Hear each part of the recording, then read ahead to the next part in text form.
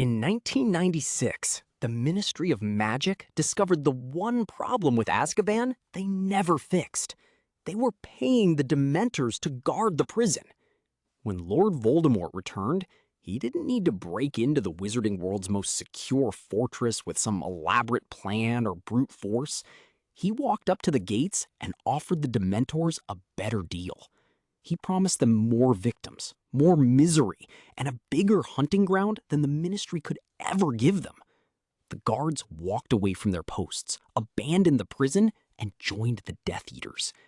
The Ministry's whole security strategy failed because it was built on a bribe that someone could always outbid. Azkaban was a parasite farm. To understand why the Ministry made the choice they did, we have to look back to the 15th century, long before the first prisoner was ever incarcerated there. The history of the island begins with the dark wizard Ekrizdis. He chose the remote, uncharted rocks in the middle of the North Sea because they could hide his depravity from the world. Ekrizdis was a practitioner of the most foul dark arts imaginable, luring sailors to his fortress to torture and murder them in ritualistic patterns. The sheer volume of suffering and terror he left behind created a metaphysical beacon, a psychic scar on the landscape that attracted Dementors like vultures to a carcass. When the Ministry of Magic eventually stumbled upon the island after Ekrizdis' concealment charms finally failed, they didn't find a structure they could simply sanitize or repurpose. They found an infestation so dense, so deeply rooted in the very stone of the fortress, that the creatures were deemed impossible to eradicate. The Ministry authorities at the time were paralyzed by a genuine fear of reprisal. They didn't know what would happen if they tried to destroy the Dementors. Would the creatures vanish? Or would they unleash a supernatural backlash that might devastate the mainland?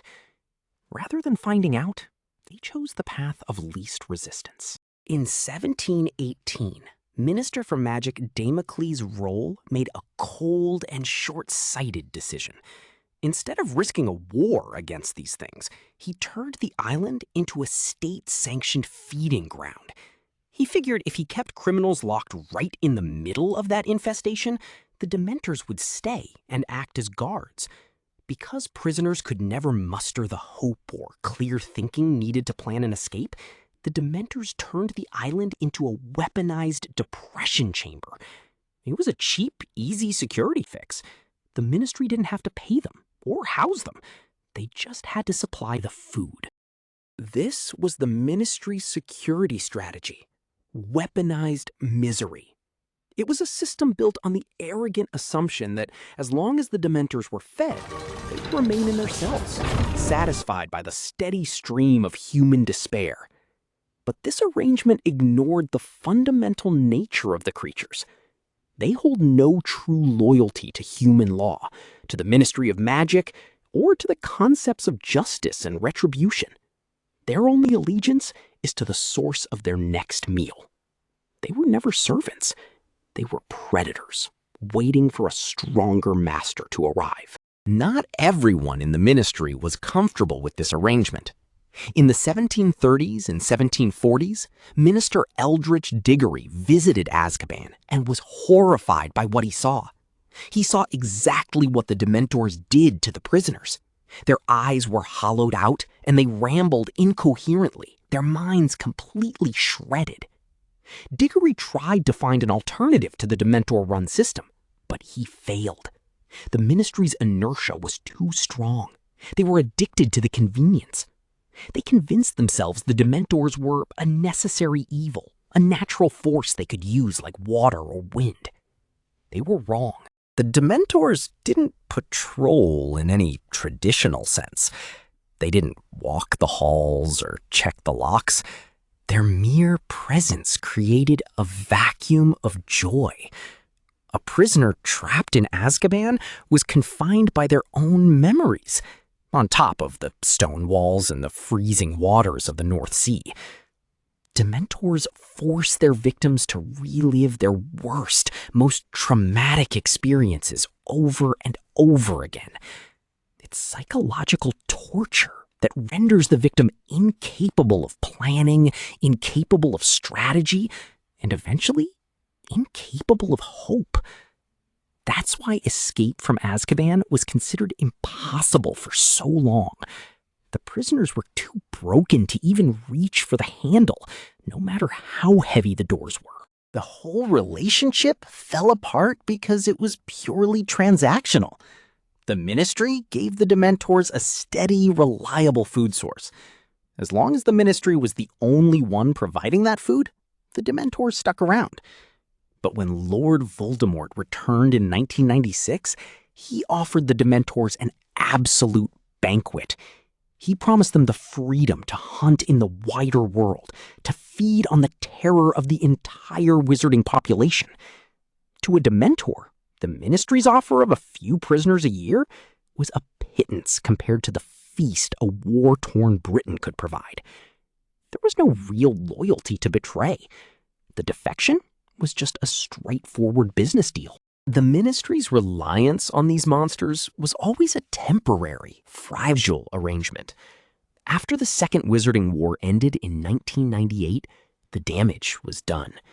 The Dementors had been unleashed, and the wizarding world had seen the cost of using monsters as tools of the state. Minister Kingsley Shacklebolt finally ended the practice, officially removing the Dementors from their posts at Azkaban. He replaced them with Aurors, human guards who could be trusted and held accountable, and who did not feed on the souls of the people they were guarding. But Shacklebolt's decision raises a terrifying question. Where did they go? The canon remains silent on their current whereabouts. They were not destroyed. They were not banished to another dimension. They were simply told to leave. We are left to imagine them drifting through the mists of the North Sea, or perhaps hovering in the darker corners of the world, waiting. Wizarding scholars have long theorized that the island of Azkaban carries a dark aura, a remnant of Ekrizdis' rituals that naturally attracts Dementors. Even with the prisoners gone, does the island still draw them in? Are they still circling that fortress, waiting for the Ministry to slip up, or for a new master to strike a deal? Maybe they're just waiting for the next era of misery to begin. Consider the psychological toll on the British wizarding community. For centuries, the very mention of Azkaban brought a chill to the bone. People knew something inhuman sat in the middle of the ocean, waiting to consume anyone who fell out of favor with the law. By removing them, Shacklebolt completely upended prison policy and severed a link to a dark, primal fear. But you cannot simply dismiss a species of creature that feeds on hopelessness. Their absence from the prison does not erase their existence. We must also consider the reprisal fear that plagued the Ministry for centuries. Was the Ministry right to be afraid? If they had attempted to exterminate the Dementors in the 18th century, would the creatures have descended upon the mainland in a frenzy of hunger? The Ministry was lazy. They used the Dementors as guards rather than facing the danger of destroying them. But that laziness might have been the only thing keeping the wizarding world safe for those 300 years. By keeping them fed at Azkaban, they kept them contained. When the Ministry finally stopped paying the toll, they unleashed a predator that had been living in their backyard for centuries. Azkaban is still a monument to that era of shame. The stone is cold, the air is damp, and Ekrizdis' legacy still clings to the walls. But the creatures that defined its terror for centuries have vanished into thin air. We're left to wonder if they've truly abandoned us, or if they're just biding their time. They're still out there somewhere in the wizarding world, lurking in the shadows, silent, sightless, and starving. The history of Azkaban is a cautionary tale about the misuse of power. It teaches us that you cannot control a force of nature by feeding it pieces of your own morality. The Ministry thought they were being clever, that they were efficient.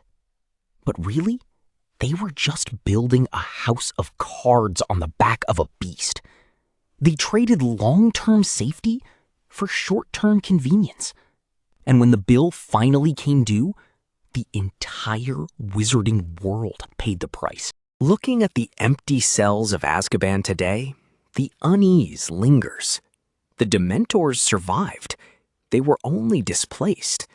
And since fear, misery, and despair are never truly absent from the world, there will always be a place for them to return.